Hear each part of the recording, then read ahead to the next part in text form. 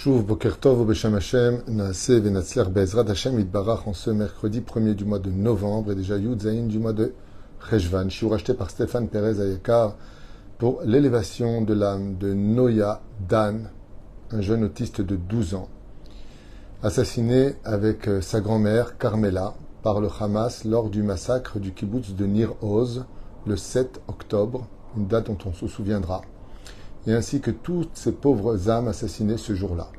Que leur âme repose en paix, dit-il, Be'ezrat Hashem, avec lequel Vadaï on participe, que Hashem nous apporte la Géoula dans les meilleurs délais possibles. Donc un shiur dédié pour une grand-mère et son petit-fils de 12 ans, autiste, assassiné dans le kibbutz de Nir Oz le 7 octobre. Voilà, pour qui ce shiur, Be'ezrat Hashem, par le mérite du Baal Shem Tov, puisque nous allons lire un de ses commentaires, nous a été ici rapporté, et en même temps, comme il le demande, pour l'élévation de l'âme chez Kol Ben Israël, Asher Nimtsaim Bashetar, pour nos soldats, pour tous nos otages dans les mains du Hamas. Dans la paracha de Vaïra, il est marqué là-bas Vaïssa Enav, Vayar Veine, Shlosha Anashim Nitsaim Alav. Avram Avinu a fait voyager ses yeux. Bizarrement dit ce texte. Vaïssa Enav, Vayar Veine, Shlosha Anashim, et il a vu 3 anges, 3 personnes exactement, qui, pour nous, et comme l'apprendra Abraham plus tard, sont en réalité des anges. Nitzavim Alav se maintenait devant lui, non, au-dessus de lui. C'est bizarre qu'on parle d'homme, il fait voyager ses yeux, ils se tiennent au-dessus de lui. C'est quoi ce traduit? Depuis quand des gens, ils volent, ils sont dessus? Alors, il y a beaucoup de choses à dire sur ce sujet-là, mais on va essayer de se concentrer sur un enseignement de Tzvi Elimelech Shapira, sur un enseignement du Baal Shem Tov, Zecher Tzadik Ve Kadosh Ivracha, pour lequel, Bezrat Hashem, toujours la Torah est d'actualité pour toute époque et toute génération. Oufren, vous savez que les anges qui viennent voir Abraham Avinu, ce ne sont pas les 3 mages, les 3 rois mages, autant pour moi, mais ce sont 3 anges qui ont été créés par Abraham lui-même. Car la volonté de vouloir faire une mitzvah crée l'ange de la mitzvah, même si on ne peut pas la faire, parce qu'on est anous. Donc, par exemple, je voudrais donner une tzedaka très importante, je n'ai pas les moyens de le faire, mais si je l'avais, j'aurais vraiment fait. Cela est considéré comme si que je l'avais mis en application. Ainsi donc, tout celui qui veut faire une mitzvah, mais qui est dans l'impossibilité de la faire, lui crée un ange, justement, qui va témoigner que Béhémet, c'est parce qu'il n'avait pas les moyens de le faire qu'il l'a fait. Abraham veut recevoir absolument des invités. Le premier jour, il est déjà dehors, il attend, il veut absolument recevoir des invités, mais il n'y en a pas, donc il ne peut pas les recevoir. Il a créé le premier ange. Le deuxième jour, il sort dehors, et voilà que il attend. Il n'en voit toujours pas, il a créé le deuxième ange. Le troisième jour, il attend. Le soleil est au summum de son zénith, la chaleur est prenante. Abraham souffre de la Brit Mila, 3e jour. Et puis voilà que Vaïssa Enav, il a regardé vers le ciel. Il dit, maître du monde, je veux faire la mitzvah de recevoir des gens à la maison. Veine Shlosha Anashim Nitzavim Alav. Alav. Il a levé les yeux vers le ciel. Et du ciel, on lui a fait voir que les anges qu'il a créés par la volonté de vouloir servir à Kadosh Baruch Hu se sont concrétisés pour qu'il puisse l'accomplir. Donc Dieu lui fait un chesed absolu. Ces 3 anges qui descendent, vous le connaissez, on parle de Michaël, Gabriel et Raphaël. Un qui vient annoncer la naissance, l'autre qui vient libérer Lot, et Raphaël qui vient soigner Abraham Avinu alav shalom. Oufrei Niksha, à ce propos d'une autre subtilité du texte, Vaïssa Enav. C'est comme si je dis à quelqu'un, tiens, fais voyager tes yeux vers là-bas. Regarde. On ne dit pas, fais voyager tes yeux. On dit, regarde. Comment se fait-il que la Torah, qui est si kadosh, va utiliser des mots qui sont bizarres? Écoutez bien cet enseignement, car Béhémet, il n'y a pas mieux que la Torah au monde. Moi, des gens me disent d'où j'ai étudié, ce que j'ai fait, rabotage, j'ai jamais été à l'école, tout ce que je suis, c'est que la Torah qui me l'apprend. Et vous voyez que ça ne nous rend pas spécialement idiots. La Torah rend intelligent, la Torah rend sage. Je ne dis pas que je suis intelligent ni sage, c'est pas ce que je suis en train de dire. En tout cas, si je peux partager un peu d'études avec vous, sachez que la Torah rend l'homme sage, intelligent et savant. Béhémet, c'est pas pour moi que je parle pour la Torah, je parle pas de moi, je suis rien, je parle pas de moi, je vous explique simplement que Béhémet, la Torah c'est kadosh, la Torah elle est vraie, la Torah elle est pure, la Torah elle rend l'homme intelligent, heureux. Je vous dis franchement, si l'humanité entière connaissait la vraie valeur de la Torah, mais on serait du matin au soir dedans. La Torah c'est la vie, la Torah c'est l'intelligence, la Torah c'est la sagesse, la Torah c'est la vérité. Je dis, écoutez bien. Il dit comme ça, hein, Besifro Agra Dekala. Madwa Nehemar Babsuk Baïsa Ena Avayar. Pourquoi la Torah nous dit qu'il a fait voyager ses yeux et qu'il a vu? Vare Dai Ayalichtov Vayar. Il suffisait de dire qu'Avram a vu. Madwa et Gisha Torah. Avram Avinu Nasa et Enav Kodem Shira. Et on a besoin de nous dire qu'Avram Avinu, il a fait voyager ses yeux avant de voir. Qu'est-ce que cela vient enseigner? Le Baal Shem Tov avait enseigné et donc il le rapporte. Achen et Tzel Rov Abriot. Quand on peut observer la vie de chaque humain,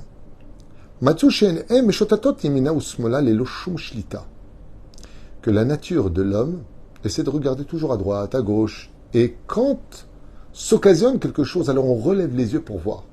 Mais c'est vrai que la nature de l'homme, eh bien, c'est toujours de regarder à droite, que ce soit dans la mida, on est en train de prier, des fois, quelqu'un rentre, on entend du bruit, hop, on se tourne, on regarde à droite, on regarde à gauche. On n'a pas de contrôle sur ce que nous sommes. Très souvent, c'est les événements occasionnels qui nous amènent à relever les yeux, à voir ou ne pas voir. Et c'est ce que vous nous enseignez le texte à propos d'Avraham Avinu, ce grand sadique pour toutes les générations. Écoutez bien. Lochen Avraham Avinu, alav shalom, ce qui n'était pas le cas d'Avraham. Shayam itnaek bigdusha yetera. C'est qu'Avraham a voulu atteindre un niveau qui nous concerne tous. Celui du contrôle parfait de tous les membres de son corps. Ce n'est pas l'occasion qui permettait à Avraham de voir les choses. Mais c'est Avraham qui faisait attention de savoir où il voulait regarder les choses. Car il y avait un total contrôle sur ses mains, sur ses pieds, sur ce que regardaient ses yeux, ce que devait dire sa langue, ce que devaient entendre ses oreilles, et il ne les laissait pas se heurter à la surprise de mauvais événements ou des interdits de la Torah.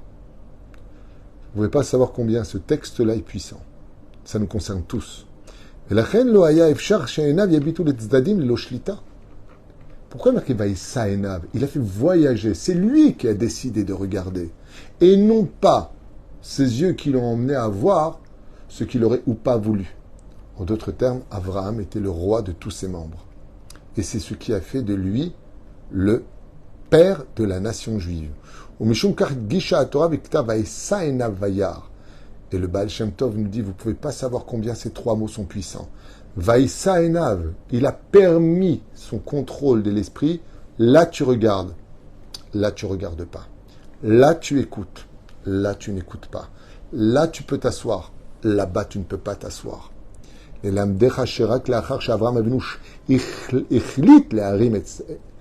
décidé qu'il pouvait voir, étant certain qu'il n'y aurait aucune impureté sur son horizon. Alors, Ra'ab Enav, il a permis à ses yeux de voir. Pourquoi on nous raconte tout ça aujourd'hui? Et quel rapport en 2023? On est en pleine guerre, c'est quoi ce balagan? Réponse, c'est de ça duquel dépend la Géoula. Le contrôle de ce que nous sommes. Et la reine aussi, Akadosh Baruch Hu et Aot He Bishmo. Et c'est pour cela que Akadosh Baruch Hu lui a fait le cadeau de lui rajouter la lettre He.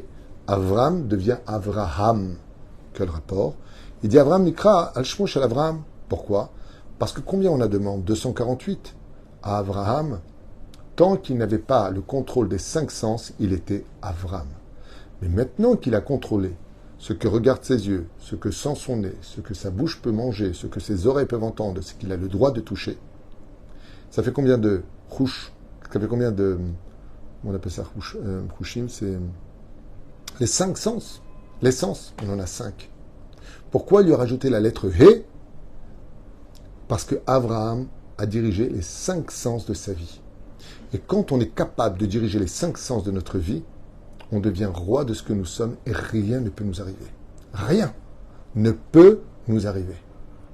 Vous voyez, quand on va en guerre, on a besoin de regarder où on vise, de ne pas respirer du gaz qui peut nous endormir ou autre, de bien entendre les ordres pour ne pas tomber dans des pièges, de toucher les armes ou nos défenses, de fermer la porte, et il dit, tu vois tous tes 5 membres, dans un cas de danger, tu en auras besoin de bien entendre ce qui se passe. Il dit de la même façon, pourquoi est-ce qu'Avram a tout gagné dans sa vie? Pourquoi est-ce qu'Avram a réussi sa vie? Pourquoi est-ce qu'il est le Père qui nous protégera à la fin des temps? Réponse, parce qu'il a été roi de ses 5 sens. La teshuva du juif, dit le Baal Shem Tov, dépendra de ses 5 sens. S'il les respecte et qu'il les contrôle, il sera comme Avraham Avinu, qui sera capable de voir des anges qui se trouvent au-dessus de lui. Veze Mashekatouv, Avraham, Gematria 248. Les Rmoz danou basé chez Avraham Avinu, Alav Shalom, Sholet Beramach Evarim. La reine, vous verrez que quand nous avons une musa extraordinaire, celle du peuple d'Israël, la phrase qui nous réunit tous, Shema Israël, Adonai Elohenu, Adonai Echad. Combien a-t-il de mots dans le Kiryat Shema? 248. Nous avons 248 mots qui correspondent aux 248 membres. Le Zohar Kadosh nous dit que le Kiryat Shema, l'Amita, par exemple, le soir quand nous allons dormir et que nous lisons le Kiryat Shema, vient décroter chacun des membres pour chaque mot qui est prononcé. Qu'est-ce que cela veut dire? Bien, cela veut dire que le Kiryat Shema nous ramène à une chose. Vous savez, Al-Pi Halacha dans l'absolu, on n'est pas obligé de mettre la main devant les yeux pour dire Shema Israël, Hashem Elokeinu, Hashem Echad. On pourrait tout à fait fermer les yeux et dire Shema Israël, Hashem Elokeinu, Hashem Echad. Parce que si le but c'est de ne pas voir la Shrina qui descendrait par exemple, ben ferme tes yeux. Tu n'es pas obligé de faire comme ça. Après, il y a des chitotes, il y a plusieurs façons de faire. Je mets 3 doigts à Abraham, 5 et Jacob, ou je mets comme ça, ou je fais comme ça. C'est pas important dans l'absolu. Il n'y a pas de règle précise comment mettre la main sur les yeux pour le schéma Israël. Il n'y a pas de règle précise dans l'absolu. Je vous ai encore dit, même si je ne veux pas mettre la main, je peux le faire schéma Israël. Je pourrais le faire comme ça. Il n'y a aucun interdit de le faire. Seulement, ce n'est pas le minag. Minag, tous les juifs, on met la main sur les yeux pour dire le Kiryat Shema. Et que le Kiryat Shema que nous avons, il correspond à la Gematria d'Avraham Avinu. Pourquoi? Parce que le Kiryat Shema nous rappelle une chose essentielle. C'est que le monde et la réussite de ta vie va dépendre de tes yeux. Et que si tu fermais tes yeux là où tu aurais dû les fermer, tu serais capable de voir la Shekhinah qui est en face de toi. Et c'est pour ça que pendant le Kiryat Shema, selon certains Mekoubalim, même si ce n'est pas Al-Pi Halacha, dans l'absolu, il est bon de fermer ses yeux pour réparer les moments où on aurait dû les fermer. Et ça, c'est ce que vient nous apprendre le Baal Shem Tov. Avraham Avinu Vaïssa Enav, il a fait voyager ses yeux. Le besoin de faire voyager ses yeux vient nous faire comprendre qu'il avait le contrôle de chacun de ses membres. Je décide ce que je dois entendre, ce que je peux voir, ce que j'ai le droit de sentir, ce que j'ai le droit de dire. À partir du moment où j'ai le contrôle de ma vie, à travers ces 5 membres qui sont si importants dans le judaïsme, alors tu seras capable de voir la Shekhinah devant toi. C'est ce qui d'ailleurs a fait toute la différence entre nos grands sages d'Israël et nous-mêmes. Pourquoi est-ce que le Rav Ovadia, le Rav Rabbi Natan Aefshitz, qui a prévu tout ce qu'on est en train de vivre aujourd'hui dans ses écrits, comment se fait-il que tous nos sages étaient capables de voir ce que nous ne voyons pas? Parce que eux contrôlent et que nous ne contrôlons rien. On se laisse mener par le bout du nez, par un Yetzerara, qui au nom de la liberté, de je fais ce que je veux, j'entends ce que je veux, je vais où je veux, nous emmène à nous aveugler face à la réalité de ce monde. Vous voyez, je vous dis franchement quelque chose. Je sais que ce que je vais dire va peut-être pas plaire à tout le monde. C'est sûr que dans cette histoire qui s'est passée le 7 octobre, Dieu nous a aveuglés de quelque chose qui est incompréhensible. 6 heures avant que l'armée intervienne, que... on parle de la frontière, la plus gardée du pays. Un oiseau qui se pose, c'est tout de suite des voitures qui débarquent. Shpomashulo taquine. Mais qu'est-ce que ça a réveillé chez nous? Tout le monde le dit. Que ce soit à la Knesset, que ce soit dans les médias, dans la rue, entre nous. Cette histoire du 7 octobre nous a fait comprendre qu'en réalité, on a beau avoir les meilleurs enseignements du monde, le Mossad, le Shabak, comme on appelle le Shin Bet. On a beau avoir la bombe atomique, on a beau avoir tout ce qu'on veut au monde. S'il n'y a pas Dieu, on ne s'en sort pas. Et aujourd'hui, on le vit. On le vit. On nous demande d'être filines toute la journée, des tzitzit, de prier pour eux, d'étudier pour eux.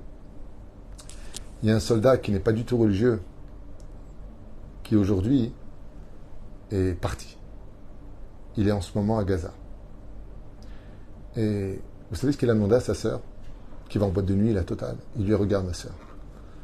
Tu me dis depuis que je suis né que tu m'aimes. Là, je vais, et je ne sais pas si je reviendrai. Est-ce que tu peux prendre pour me protéger d'être pudique, au moins le temps que je revienne? Et sa sœur lui avait dit avec des larmes, je vais aller tout de suite m'acheter des jupes longues. Et je vais être pudique pour te garder. avoir le contrôle, non pas de ses envies, de ses passions, de ses convictions, mais de faire ce qu'il faut. Parce que d'un coup, on se rend compte qu'on est en danger. Et que ce ne sont pas les armes qui nous sauveront. C'est Dieu. Comme le dit le roi David dans les Téhilim. Si je ne suis pas là pour te garder la ville, tu crois que c'est ton soldat qui va te garder la ville? Comme ça dit le roi David dans les Téhilim. C'est Akadosh Baruch Hu. Par le biais de nos soldats, par le biais de le fait d'aller dans les bunkers au moment où il y a les sirènes, le fait de nous protéger, mais c'est Dieu qui est derrière tout ça. Akadosh Baruch Hu se trouve derrière chacune des choses, et c'est ce que vient dire le Baal Shem Tov. Et ça, Enav, il a fait voyager ses yeux. Vine, qu'est-ce qu'il y a? Il y a 3 personnes qui viennent voir, comme une prophétie. Pourquoi est-ce qu'Avram a vu ce que cette paracha nous apprend au début? Et pourquoi est-ce qu'à la fin de cette paracha, il dit à Eliezer et Ishmaël, comme le précise Rashi, Jvu lachem po im hachamor, va'ani va'anar nelcha atko venashuva alechem. Comment se fait-il qu'ils disent à Eliezer et Ishmaël, en fin de compte, vous restez avec l'âne, car moi et le jeune, on parle de Yitzhak, nous allons jusqu'à Ko, c'est-à-dire jusqu'au Har Sina, le Har Amoria. Le mot chamor en hébreu vient du mot chomer, qui veut dire matériel. Rashi, ainsi que les Haramim nous disent qu'Avram, en fin de compte, si tu les as pris avec toi, c'est pour les emmener. Alors pourquoi tu leur as demandé de rester? Parce qu'Avram se disait que peut-être que Eliezer, son serviteur, et Ishmaël, contrôlaient leurs membres. Et quand il leur a dit, est-ce que vous voyez? Ils ont regardé, on voit une montagne. Il dit, vous voyez pas la Shekhinah au-dessus de Moria? Il dit, la quoi? La Shekhinah? Non, on ne la voit pas. Alors il leur a dit, asseyez-vous avec la matérialité. Vous êtes aveuglés par le monde matériel. Vous êtes aveuglés par les pulsions animales. Asseyez-vous avec l'âne. L'âne qui représente chomer, en hébreu, matérialité, chamor. Et la reine, il leur a dit de s'asseoir. Il aurait voulu les prendre avec lui, mais il leur a dit de s'asseoir. Pour nous faire comprendre que dans ce monde, il ne faut pas se laisser aveugler ni par la matérialité, ni par la chigra qu'on appelle métro boulot dodo, ni par toute cette situation où on a la meilleure armée du monde, on a le meilleur enseignement du monde, on a pris une gifle. Le 7 octobre nous a rappelé à l'ordre. Ils ont eu le temps de rentrer. Pas que les commandos, hein. Vous voyez même des viards dans les vidéos avec des béquilles qui y vont. Vous y voyez des enfants qui y vont. Ils sont arrivés jusqu'à Ofakim, ça fait 10 km. Ofakim, qu'est-ce que je raconte? Beaucoup plus que ça encore. 10 km. Et ils sont retournés avec 240 prisonniers. On était où? Oh, on était où? Tu me dis, ils sont rentrés, ils sont partis, je veux bien. Ils ont eu le temps d'allumer les fours, de brûler les femmes, de brûler les maisons. Vous n'avez pas vu? Vous n'avez pas vu? Pourtant, Talpanot, celles qui regardaient sur les vidéos, les ont vus venir. Et elles ont dit, mais s'ils rentrent, c'est fini. Appuie sur le bouton rouge. État d'alerte. Alors c'est vrai qu'on était bombardés par l'eau. Je suis au courant de tout ça. J'étais là. On était bombardés. Mais pourquoi 6 heures intervenir? Alors il y a des explications qu'on aura certainement après cette guerre. Peu importe. Il y a eu des taupes, on le sait. Il y a eu des fachlottes, on le sait. Il y a eu des... Ok. Et vous savez pourquoi? Je vais vous dire quelque chose. Vous savez pourquoi ce festival Nova a été organisé là-bas? Il faut être bête entre nous pour réunir 3000 personnes à la frontière de Gaza. Entre nous. Soyons un petit peu intelligents. Il faut être bête. Juste à côté, tu fais ça? J'ai pas compris. À la frontière nord de Gaza, tu fais venir 3000 Israéliens, Israéliennes et touristes pour danser sur des danses de trance, à musique à fond, juste là-bas. Va de l'autre côté. Va du côté de Eilat, dans le Negev. L'autre côté. Pourquoi là-bas? Vous savez pourquoi? Parce que c'était impensable que ça arrive.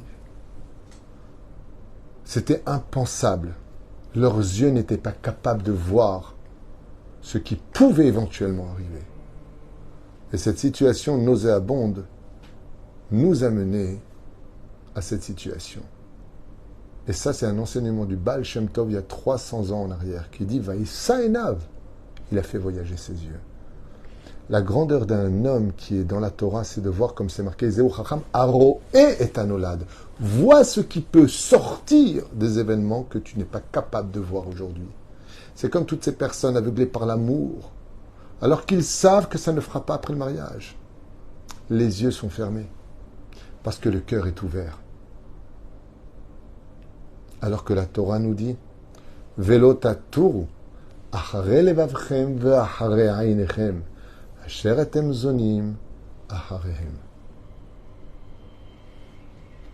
Les prières sont nuisibles. Une prière n'est jamais nuisible. Chas v'shalom. On ne prie jamais assez, comme le dit la Gemara d'Ombrachot. Les vailles qu'on prie toute la journée. Prier Hachem, c'est un énorme mérite. Mais la reine, je demande d'ailleurs à toutes les personnes, juives comme non juives, de prier pour que Bezrat Hachem y ait la Géoula. Parce que le jour où viendra la Géoula, ce n'est pas que la libération que du peuple juif. C'est la libération de toute l'humanité qui se retrouvera dans le profit d'un avenir parfait pour l'éternité. Et la reine va qu'on ne prie jamais assez et qu'il faut continuer à prier et pour ceux qui sont vivants et pour ceux qui sont partis de ce monde, comme on le fait pour ce chiour, pour un autiste de 12 ans, un autiste qui a été massacré à Nir Oz devant sa grand-mère et autres. Je finis cette étude avec votre permission. Que le mérite du Baal Shem Tov, Yaganalun Ve'alechem, Ve'alken ikru chachamim tzadikim betoar melachim. Et c'est pour cela qu'il dit le Baal Shem Tov, que nos chachamim sont appelés des rois. Et Yot Shem shaltu al gufam ve'al shlitat mukhletet. Qu'est-ce qu'un roi? Celui qui est le dirigeant. Pourquoi est-ce qu'on appelle en surnom nos sages des rois? Parce que la différence entre un homme ordinaire et un homme de Torah, c'est que les hommes de Torah, eux, sont les rois de leur corps. Ils savent faire taire leur Yetzerara, et savent diriger les yeux là où il le faut, leurs oreilles là où il le faut. Et